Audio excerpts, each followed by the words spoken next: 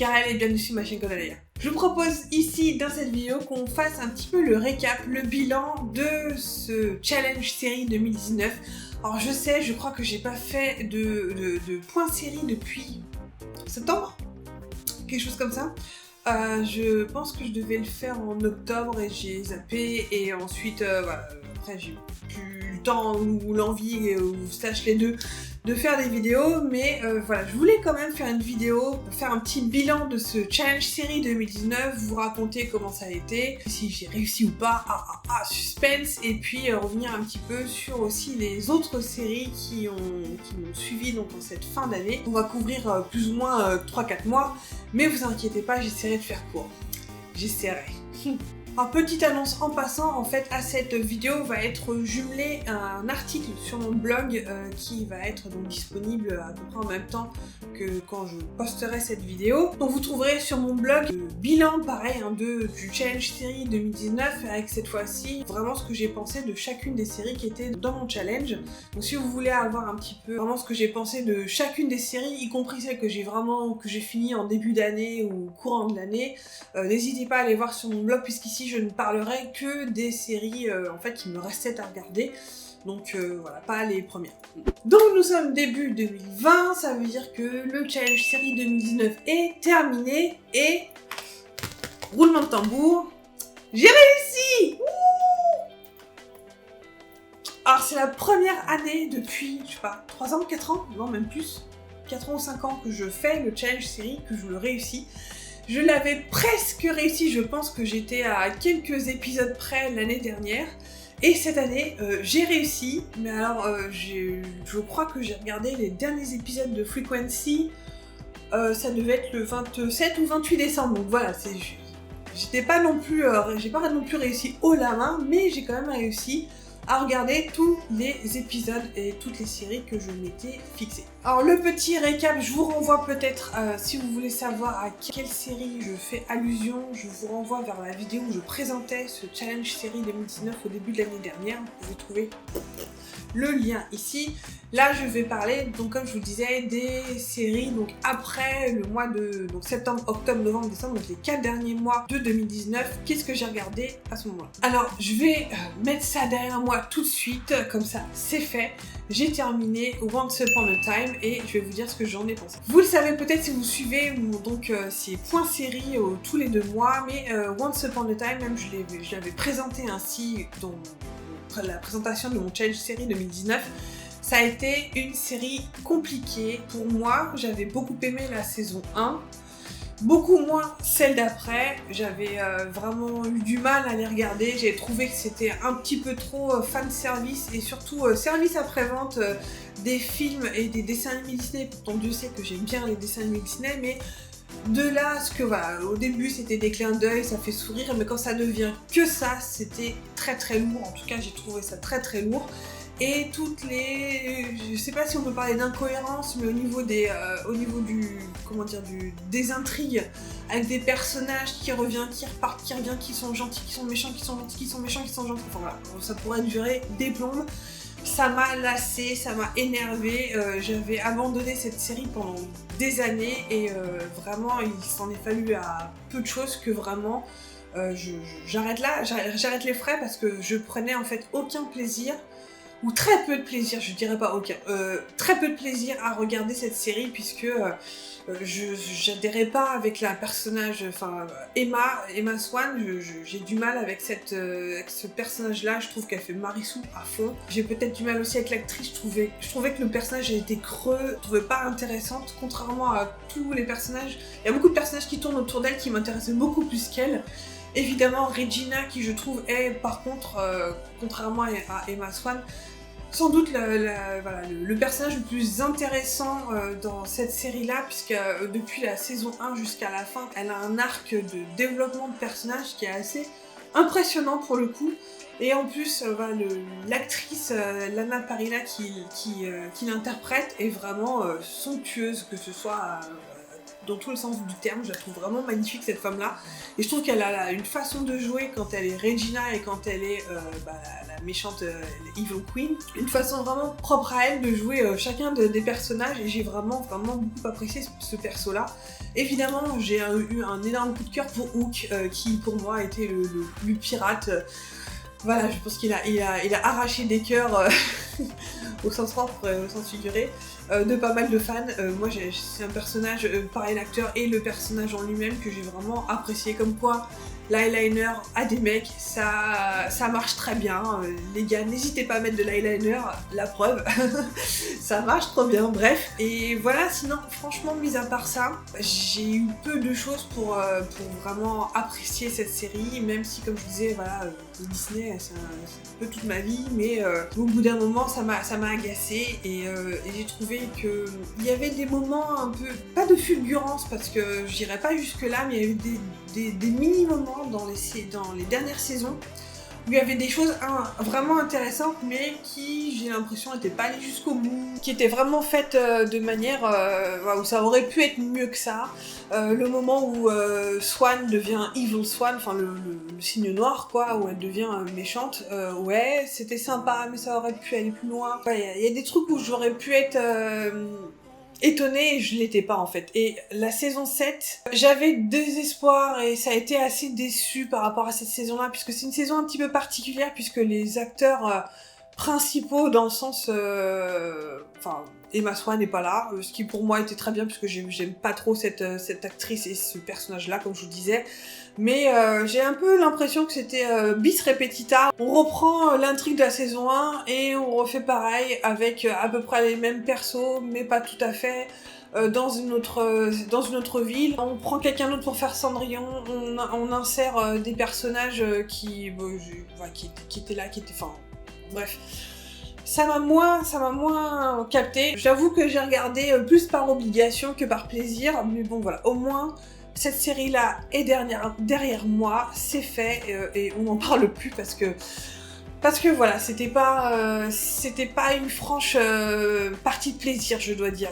Et j'ai par contre beaucoup apprécié la partie de la série, je pense que c'était la saison 5 ou 6, je sais plus laquelle c'était, où il y a Dr. Jekyll et Mr. Hyde, et on parle en fait des livres qui ne sont pas des livres de contes, donc on parle des 20 milieux sous les mers, on parle de personnages qui ne sont pas dans les contes Disney traditionnels, mais qui sont des contes, des histoires oubliées, et je pense qu'ils auraient encore plus pu pousser dans ce sens-là pour qu'on puisse avoir des personnages vraiment autres. On aurait pu avoir Tom Sawyer, on aurait pu avoir...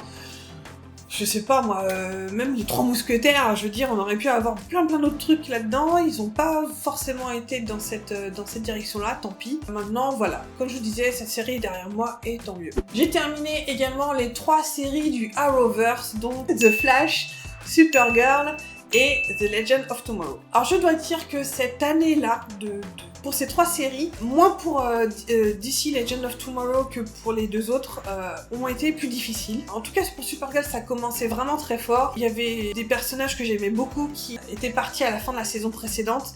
J'avoue que j'étais fort Marie de la fin de la saison précédente.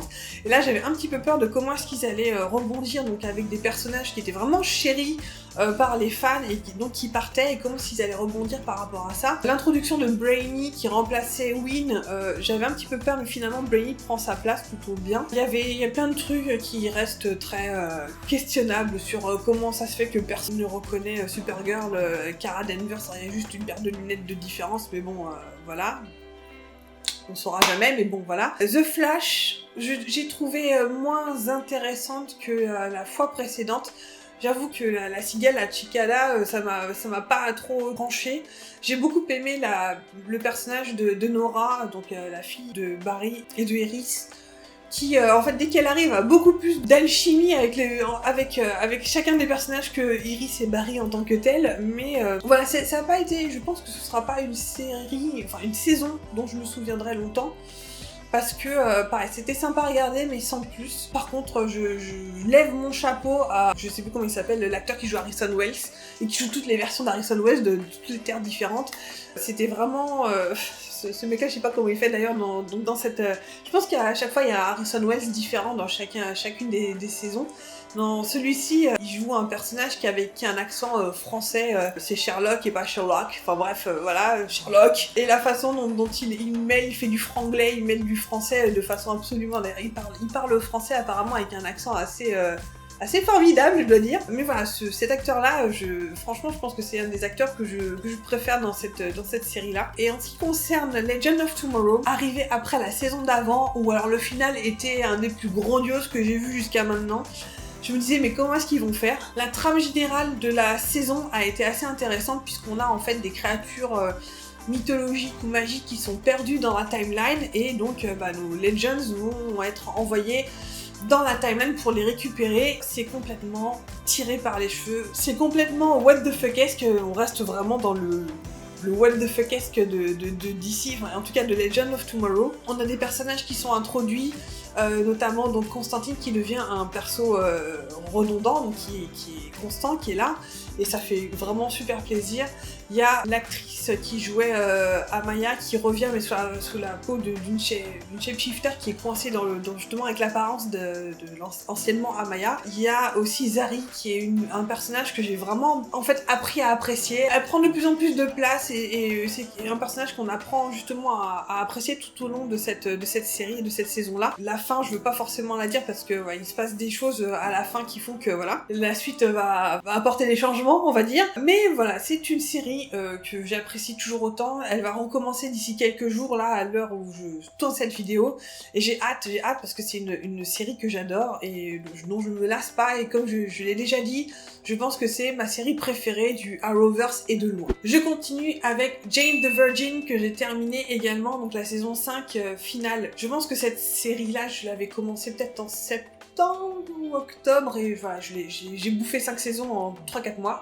Ça a été assez rapide. Je m'enchaînais 2 ou 3 épisodes par jour puisque sur Netflix en fait j'ai téléchargé pour les regarder donc dans le train en allant au boulot et en revenant. Enfin bref, c'était vraiment la série que j'ai bingé le plus souvent possible et c'était limite boulimique quoi. J'avais un besoin boulimique de regarder Jane the Virgin parce que je m'étais complètement identifiée à Jane qui est en fait une apprentie écrivaine qui écrit ce roman, qui a un côté un peu artistique en elle, etc. Évidemment elle est au milieu de son triangle amoureux entre Michael et Raphaël, la team Michael et la team Raphaël qui se font des misères entre eux. Autant justement, j'ai toujours été team Raphaël, je dois dire, mais sa relation, son histoire d'amour avec Michael était aussi tout à fait valable et compréhensible, etc. Et même si il y a eu un peu des allers-retours entre les deux, je trouve que ça s'est plutôt bien mené. Et c'est une série que j'ai regardée avec énormément de plaisir, et c'est une série que j'ai carrément envie de recommencer depuis le début pour justement, maintenant que je sais tout ce qui va se passer, de reprendre tout depuis le début pour revoir, pour reprofiter en fait du ton, de l'humour, des petits clins d'œil, etc. ici et là, et vraiment ça a été une bouffée d'air frais, cette série-là, dans ce challenge série, ça a été vraiment un délice à regarder. Je continue avec les 2 dernières séries donc, qui m'ont clôturé ce challenge série. Je vais commencer par Troy, donc 3, la chute d'une cité. C'est une série anglaise de la BBC, si je dis pas de bêtises. Mais en tout cas, c'est une série qui est sur Netflix. Et donc, on revient sur l'Iliade, en fait, de Homère. Donc, on revient sur la guerre de Troie, comment est-ce qu'elle a commencé, comment elle s'est déroulée, etc. C'est sur 8 épisodes. Je ne m'attendais pas à ce que ce soit aussi sanglant, je dois dire, parce que c'est interdit au moins de 16 ans. Je fais « Ah, ok, d'accord ». Et ça mérite son moins de 16 ans, parce qu'il y a des scènes qui sont corsées, quand même. Il y a des scènes de sexe, des scènes de viol, trigger warning, attention. Moi, j'avoue que j'ai eu mal. J'ai eu très très mal pendant ces scènes-là. Ça hurle, ça crie, enfin c'est... Rien que d'y penser, ça me... Oula. Mais je pense que c'est l'une des séries, en tout cas sur la mythologie grecque, qui a été peut-être le plus proche du matériel original, au niveau de l'histoire, au niveau de l'interprétation des personnages. J'ai vraiment retrouvé l'Iliade d'Homère au-delà. Alors, j'ai vu Troie, j'ai vu le film, hein, vous inquiétez pas, mais voilà, c'est pas de la poudre de perlimpinpin d'Hollywood, quoi. On n'a pas les fesses de Brad Pitt, on est loin de tout ça. On est vraiment dans le truc qui défonce les personnages. franchement, je suis sortie de cette série-là vraiment éreintée dans le bon sens, parce que c'est une tragédie dans tous les sens du terme, c'est-à-dire qu'il n'y a aucun personnage, y compris le spectateur, qui en sort indemne. Les Grecs sont des pourritures, et en même temps, quand on voit par exemple Ulysse, il est obligé de faire des choses avec lesquelles il n'est pas serein, il n'est pas content, et en même temps, il fait son devoir, même s'il a pas envie, et on sent que, même si voilà, il est pas prêt de rentrer à Ithaque, mais on sent que ça l'aura changé. Tous les personnages Agamemnon, Ménélas, même tous les personnages des Troyens, mon Dieu, ils s'en prennent plein la gueule, et c'est dur, franchement c'est dur. Et j'ai vraiment aussi apprécié certains choix des showrunners, etc., à mettre des personnages de couleur dans cette épopée. Je veux dire, Zeus est noir, et ça, j'étais super contente de voir qu'il y a quelqu'un qui avait osé, il a eu les couilles de faire ça, et ce Zeus est hyper charismatique, il a le côté vraiment déifique, quoi. Il y a Ulysse, Ulysse c'est pas noir, mais par contre, comment il s'appelle Achille, oui, Achille est noir, Patrocle est noir, et voilà, ça met un petit peu de diversité, on voit des personnages qui, je le rappelle, ne sont pas historiques, c'est des personnages de fiction, c'est des personnages mythologiques, donc on fait ce qu'on veut, et ils marchent très bien. Certes, c'est pas Brad Pitt, mais on s'en fout, il n'empêche qu'il apporte une version d'Achille qu'on n'a encore jamais vue, et c'est ça qui est bien. Et franchement, ça a été une épreuve, comme je vous disais, mais ça a été vraiment une série que j'ai vraiment aimée. Et revoir Jonas Armstrong qui joue Ménélas là-dedans, qui joue en plus un rôle de pourri. J'adore cet acteur-là, qui était mon Robin des Bois de cœur de la série La BBC d'il y a 10 ans. Et j'étais vraiment contente de le voir. Et même l'actrice qui joue Hélène, on s'attend à avoir une Hélène de Troie qui est blonde, magnifique, pulpeuse, machin. Et en fait, c'est pas ça. Elle est belle, elle a un charme, elle a un truc qui est presque magnétique. En tout cas, moi j'ai trouvé. Il y en a qui la trouvaient très moche. Moi, je trouvais pas. Elle dégage un charme magnétique qui fait que je peux complètement comprendre que Paris soit tombé pour elle.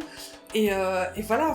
Vraiment, c'était une série qui m'a vraiment impressionnée, et je regrette pas d'avoir vu. Et alors la dernière série de ce challenge série 2019, donc que j'ai terminé, comme je vous disais, vraiment dans les derniers jours de 2019, de derniers jours de décembre, il s'agit de Frequency. Frequency, c'est la série qui a été adaptée à partir du film Fréquence Interdite, que je vous conseille vraiment si vous avez l'occasion, le DVD, peut-être qu'il est éventuellement sur Netflix, je sais pas, mais en tout cas vraiment c'est un petit film avec un scénario original pour une fois, hein, et qui cette fois-ci a été donc complètement adapté en série, dans une série de 13 épisodes et demi, on va dire, parce qu'il y a eu un épisode de quelques minutes en fait qui clôturait la série puisqu'elle n'a pas été renouvelée.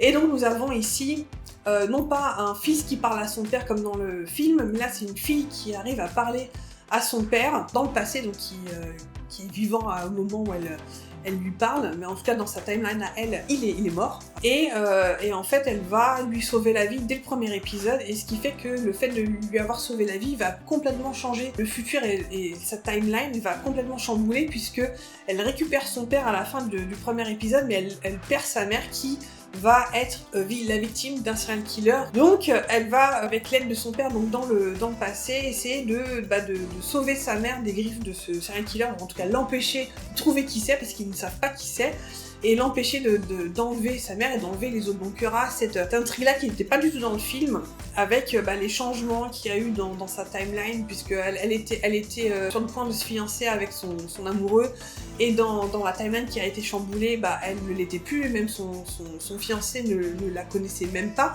Donc il y a plein de choses qui changent. Et ce que j'en sors donc de cette série-là, c'est que ça aurait pu être vraiment très cool, et je trouve qu'il m'a manqué un petit truc pour que vraiment ce soit une série à la hauteur en fait du film, parce que le film vraiment, j'en ai un souvenir vraiment très fort, et la série, il manquait un truc pour que ce soit, ça m'étonne pas qu'elle ait pas été en fait renouvelée, mais je pense qu'elle a pas été renouvelée surtout parce qu'elle est sortie à un moment où il y a plusieurs séries sur les voyages dans le temps qui sont sorties et qui ont peut-être eu plus de succès qu'elle. Il y a eu Timeless, qui malheureusement n'a pas duré très longtemps non plus, mais il y a eu Timeless aussi à l'époque qui surfe aussi sur ce voyage dans le temps.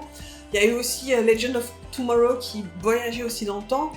Il y a d'autres trucs comme ça, donc ce qui fait que je pense que voilà, Frequency était un petit peu derrière ces séries-là et n'a pas forcément fonctionné.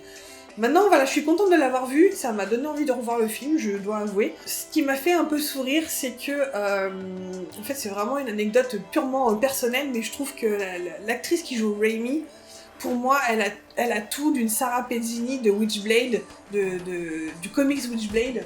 Voilà, pour moi, l'actrice qui joue dans Frequency, elle aurait pu faire j'essaie de viser. Elle aurait pu faire une Sarah Pezzini, donc dans ce comics Witchblade, s'ils avaient fait une adaptation de Nid de Snow, parce qu'ils en ont fait une, mais elle est vraiment pourrie. Vraiment très cool, parce qu'elle avait le caractère fort exactement le même que Sarah, et je pense que elle aurait pu faire, en plus elle a les cheveux longs exactement comme elle, brune, etc. Je pense qu'elle aurait fait une Sarah Pezzini vraiment du top. Bref, je suis vraiment contente d'avoir regardé cette série, mais voilà, je pense que c'est pas anodin, c'est pas une erreur qu'elle ait été annulée à la fin de sa première saison. Mais c'était cool. Petit saut temporel pour cause de batterie à plat. Je continue donc cette vidéo à propos des séries pour maintenant passer aux séries qui ne font pas partie de mon challenge série, et je vais commencer par vous parler de Mindhunter. Mindhunter, c'est une série sur Netflix, on en est à la 2e saison. Je ne sais pas si vous en avez déjà entendu parler, mais donc c'est une série qui parle de la fondation du BAU, c'est-à-dire du Bureau des études comportementales, qui analyse et étudie le phénomène des serial killers aux États-Unis. Donc même si les personnages principaux sont fictifs, ils sont quand même basés sur des personnages réels, donc ceux qui ont fondé ce département spécifique. Et c'est également basé sur donc des serial killers réels, puisqu'on voit déjà dans la saison 1 notamment Ed Kemper qui parle, donc qui a aussi un petit peu inspiré ce bureau d'analyse. Pour ceux qui n'ont pas encore regardé cette série, je ne vais pas trop spoiler puisque là nous en sommes à la saison 2, c'est la saison 2 que j'ai regardée, mais nous avons vraiment une série qui est extrêmement bien faite, qui est bien écrite, qui est bien interprétée, qui est personnes qu'ils ont choisi au niveau du casting pour interpréter les serial killers en question, qui sont justement de vraies personnes pour certains qui sont encore en prison.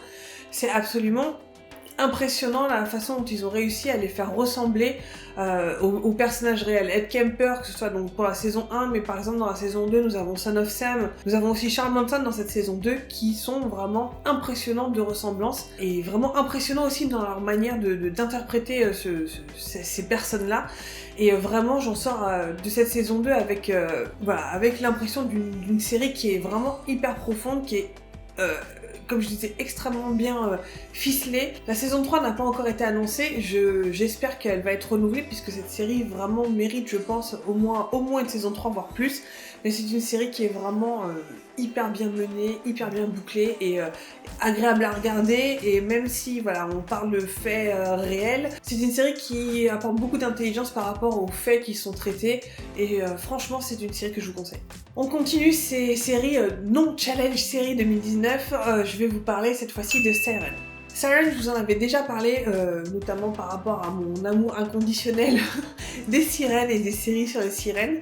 D'habitude, je vous parlais des sirènes de Mako ou H2O il y a bien longtemps. Récemment, donc dans le challenge série, je vous parlais de Tidelands et je crois que j'avais mentionné Siren. Donc c'est une toute petite série je pense d'une chaîne câblée. Et donc c'est une série qui pour l'instant en est à sa saison 2. J'espère qu'elle est renouvelée pour une saison 3 en tout cas. Là pour l'instant je suis en pleine saison 2. Et donc c'est une série à propos, comme son nom l'indique, de sirènes qui sortent de l'eau pour venir dans une petite station balnéaire je pense que c'est une ville des États-Unis ou du Canada, quelque chose comme ça. Donc qui est réputée justement pour ses sirènes, c'est un peu le folklore local. Et ces sirènes sont vraiment dépeintes en fait comme ce sont des prédatrices dans leur milieu naturel, donc elles ont aussi un système de hiérarchie intelligent, puisque ce sont des mi-femme, mi-poisson. Il y a aussi des hommes sirènes, mais voilà, on sent que c'est une communauté qui est donc gérée par... Enfin, c'est une société gérée donc, notamment par des femmes, c'est plutôt un matriarcat dans la mer. Et donc ces deux sirènes-là, donc Rin et sa sœur Donna, sortent, en tout cas dans la saison 1, je spoil pas la saison 2, mais sortent donc de la mer pour aller sur, je crois que c'est Bristol Cove, et elles vont rencontrer des difficultés chacune de leur côté. Donna se fait enlever par les militaires qui vont faire des expériences sur elle, et Rin, elle tombe, la chance elle plutôt, elle tombe sur un couple de, je crois que c'est pas des océanographes, c'est un jeune couple qui s'occupe notamment d'Utari, enfin qui étudie la vie maritime, et qui vont essayer de l'aider déjà à retourner en mer et d'essayer de voir un petit peu le pourquoi du comment Rin se retrouve là, et qui elle est et qu'est-ce qu'elle fait. Et c'est une série qui, peut-être par plusieurs aspects, peut rappeler un peu l'ambiance qu'on peut retrouver dans les teen movies comme Twilight ou quelque chose comme ça. Mais on est loin de Twilight, je tiens à le dire. C'est beaucoup mieux écrit, les personnages sont bien plus intéressants que Twilight, et même si on est dans un truc où il y a une créature légendaire, on est dans quelque chose qui peut, comme je disais, qui est bien écrit, qui est bien amené. Là, dans cette saison 2, on a notamment un couple qui se forme, un couple polyamoureux, donc entre Ben et Maddie, donc ce couple d'océanologues, enfin ce couple qu'on rencontre dans la saison 1, et Rin, qui tous les trois en fait développent des sentiments pour les trois, et voilà, au lieu d'aller dans un traditionnel triangle amoureux des familles, et ben ils optent pour un couple polyamoureux, un trouble en fait, un couple à trois, mais c'est fait de façon hyper naturelle, hyper organique, et c'est fait avec vraiment beaucoup de subtilité et d'amour en fait, qu'on ne peut qu'adhérer, et c'est rare, enfin, je trouve, parce que j'en ai rarement vu. C'est rare de voir justement un couple, un trouble, puisque ça sort un petit peu des sentiers battus et de la normalité, de la norme en tout cas qu'on essaie de nous inculquer, la norme hétérosexuelle en fait. Et ça marche bien, ça marche excellemment bien, vraiment en route pour ce couple, pour ce trouble.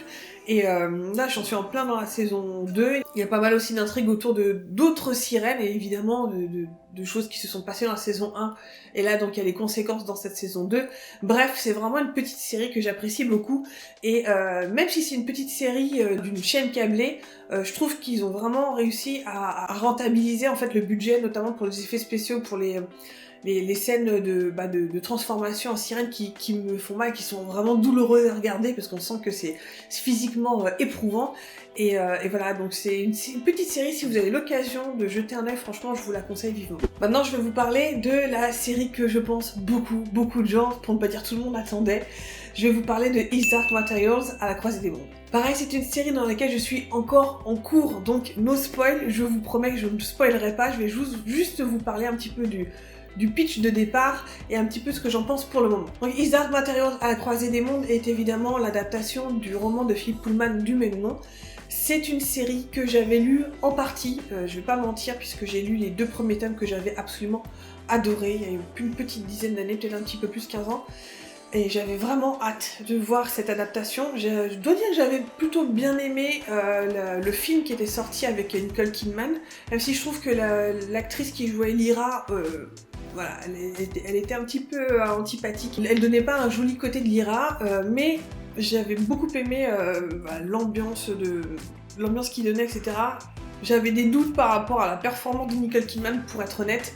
Mais voilà, globalement c'était un film que j'avais bien aimé. Là tout le monde attendait cette adaptation, donc BBC HBO quand même, hein, mine de rien, parce que voilà, on allait avoir le temps, au lieu d'un film d'1h30, 2 heures, d'avoir le temps d'installer les personnages, d'installer les situations, etc.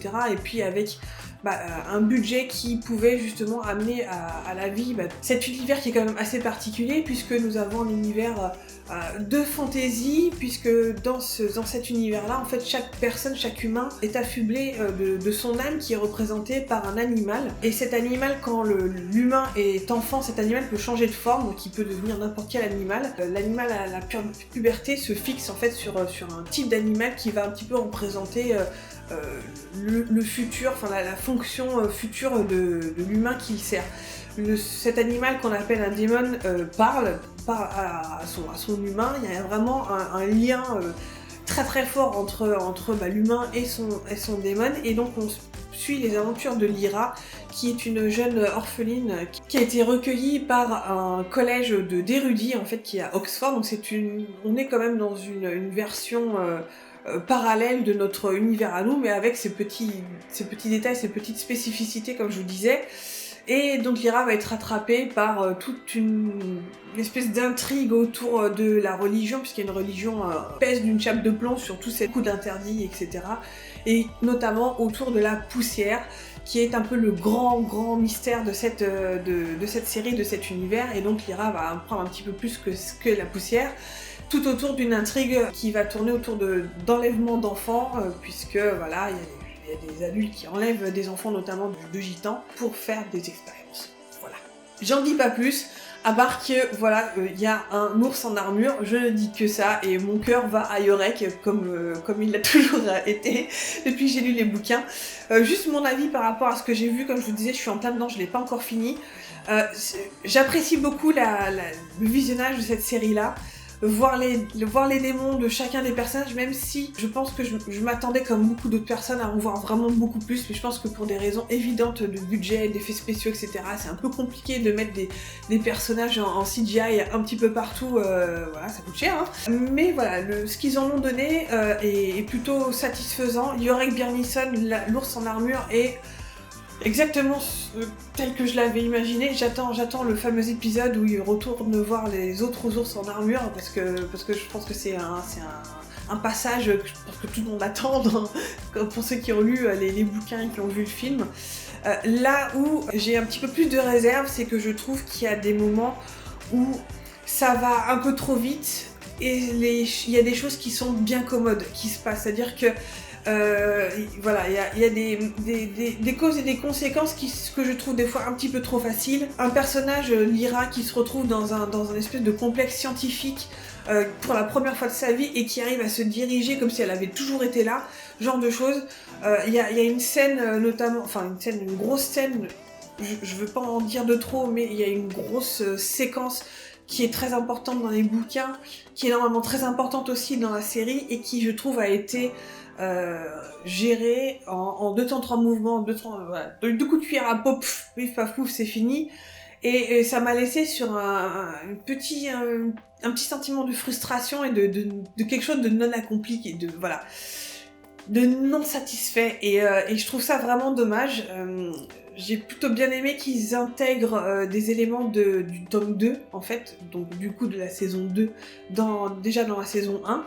J'attends de voir un petit peu la suite, parce que autant j'avais adoré le tome 1, autant vraiment j'avais surkiffé le tome 2 avec Will, et j'attends vraiment de voir ce que ça va donner. Voilà. Je veux pas m'avancer plus sur His Dark Materials, donc il y a vraiment de très très bonnes choses qui me satisfont complètement, et d'autres, voilà, qui me laissent un petit peu sur ma faim. Pour finir, je vais vous parler de The Mandalorian. Pareil, je ne l'ai pas fini, je suis en plein dedans, j'ai regardé jusqu'à l'épisode 3 pour l'instant, je sais qu'il y a 8 épisodes. J'avais hâte de regarder cette série, parce que, voilà, déjà c'est Star Wars. Ça me rappelait Star Wars Rebels, dont je vous avais parlé déjà dans mon challenge série. C'est une série Star Wars animée que j'avais vraiment adorée, et dont une des personnages principales, un des personnages principaux est une Mandalorienne. Donc c'est une partie du Star Wars Universe que je connaissais un petit peu moins bien, et donc là on est carrément donc avec un personnage, un Mandalorian, donc qui sont ces personnages comme Boba Fett, comme Jango Fett, etc. Et Sabine, donc du coup Sabine Wren, qui sont affublés d'une armure et notamment d'un casque qui n'enlève jamais. On voit jamais leur visage, ça fait partie un petit peu de leur us et coutumes, cette espèce d'ordre de chevalerie comme ça. Et donc là on suit donc Mando, puisque en fait ce personnage n'a pas de nom.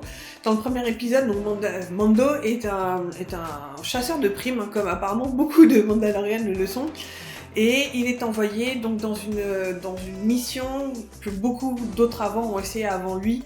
Et personne n'a encore jamais réussi à la faire. C'est une mission qui du coup va lui rapporter beaucoup d'argent, mais Mando est un très très bon élément. Il va évidemment réussir à aller jusqu'au bout de cette mission. Je pense que tout le monde a vu ou assez spoilé peut-être, mais il y a, je vais l'appeler Baby Yoda, même si tout le monde sait que c'est pas Baby Yoda, mais il y a ce personnage qui est donc la même race que Yoda mais en bébé. et qui est juste absolument, mais voilà, on ne peut que fondre devant ce personnage-là et devant la relation qu'il y a entre Mando et lui.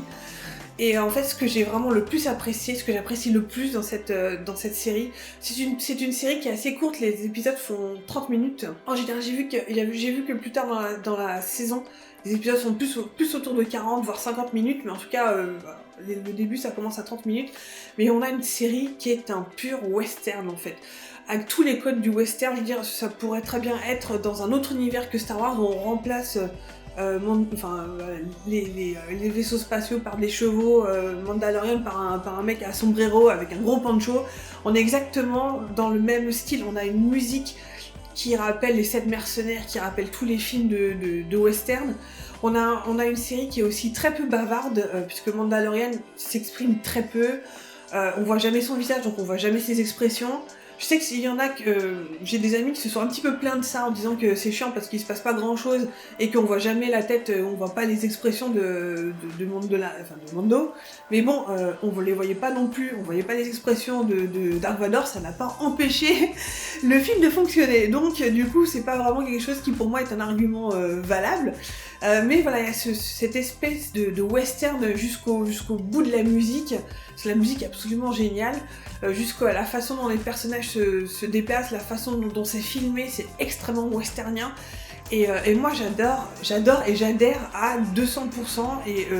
Et voilà, cette relation entre Baby Yoda et Mando est absolument... on peut que tomber là-dessus. Et franchement, voilà, c'est une facette en fait dans l'univers Star Wars qui est vraiment un peu différente et en même temps on reste dans cet univers-là. Vraiment, c'est un plaisir à regarder. Et un gros big up, un gros bonus pour le générique de fin qui change à chaque fois et qui en fait propose des concept art de chacun des épisodes. Et Dieu sait que j'adore les concept art de n'importe quelle œuvre cinématique, mais cinématographique, mais encore plus Star Wars. Mais voilà, pour moi c'est juste du pur plaisir pour les yeux. J'avais dit que je finissais avec The Mandalorian, mais je finis pour de vrai avec le dessin animé She-Ra dont j'ai vu les 4 saisons. Donc She-Ra est disponible sur Netflix, c'est le reboot en fait de la série originelle She-Ra, qui était un spin-off de Musclor, c'était la sœur de Musclor qui elle était sur sa planète à elle, avec ses compagnons à elle, etc., avec ses problèmes à elle, on va dire.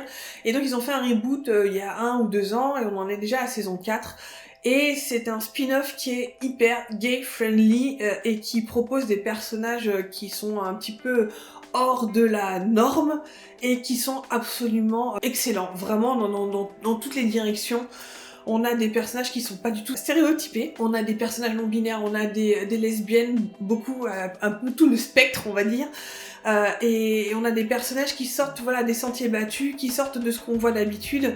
On a des personnages qui doutent, on a des personnages qui sont vraiment badass, on a des personnages masculins aussi qui sortent justement des stéréotypes des personnages masculin habituel. Et on a le personnage de Catra qui pour moi a été un personnage qui a été très intéressant à étudier un petit peu la façon dont son arc narratif est tourné, parce qu'on a un personnage qui sombre dans la tyrannie totale, et elle m'a rappelé sur beaucoup d'aspects en fait le personnage de Demona dans Gargoyles, parce que c'est typiquement le genre de personnage qui fait des mauvaises actions et qui balance en fait la responsabilité de ses propres mauvaises actions sur les autres. Et c'est toujours la faute des autres, c'est toujours la faute, c'est jamais sa faute, c'est les autres qui l'ont poussé à faire ça et qui l'ont poussé dans le retranchement. Et c'est un personnage en fait qui souffre vraiment d'un problème d'affection et qui les...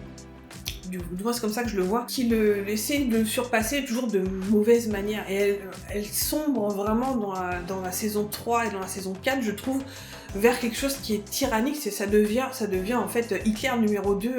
Catra, elle est absolument dégueulasse, hein, vraiment on peut le dire, au niveau de son rapport aux autres, de son espèce de désir de pouvoir et de désir de vengeance. Et comme je disais, toujours en remettant la faute et la culpabilité sur les autres. C'est jamais sa faute, elle ne fait que subir, en fait elle se place toujours victime par rapport à ses propres actions. Un dessin animé très coloré, etc., très positif aussi sur plein d'aspects, mais il y a des aspects comme ça qui sont dissonants par rapport à ce qu'on pourrait attendre d'un dessin animé pour enfants, même si je pense que c'est pas forcément le cas que ce soit un dessin animé pour enfants. Mais voilà, je trouve que cette série-là apporte quelque chose de nouveau. J'ai toujours un petit peu des doutes sur la qualité d'animation, parce que je pense que ça suffit pour ce que c'est, ça aurait pu être beaucoup plus poussé dans l'animation, mais je pense qu'après, pour des raisons de budget, il y a des choix à faire, et ça marche quand même très bien comme ça, même si je pense qu'au niveau animation, quand on compare le fond est absolument pas comparable, mais quand on compare juste le style d'animation et le niveau d'animation entre Carmen Sandiego, qui est aussi une autre série Netflix, et She-Ra, voilà, il y a un petit peu... Il y a des choix différents qui ont été faits.